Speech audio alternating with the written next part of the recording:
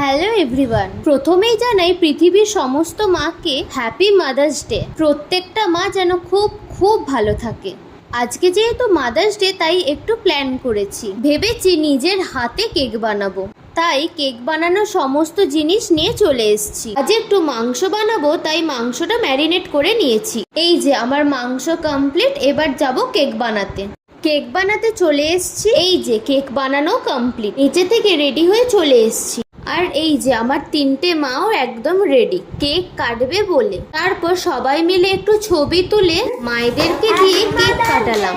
Cake কাটা একদম complete. আর এই যে এটা হলো আমার ঠাম্মা। ঠাম্মাকে বলছিলাম যে আসো তোমার সাথে একটু ভিডিও করি। ঠাম্মার যেহেতু শরীর খারাপ, তাই জন্য চিকেন খাওয়া যাবে না, তাই প্লেটে সুন্দর করে সাজিয়ে রুটি আর তরকারি দিয়েছি। তারপর বানিয়ে নিচ্ছি লাচ্ছা পরোটা। পরোটা বানানো কমপ্লিট। এটাই হলো আজকে রাত্রে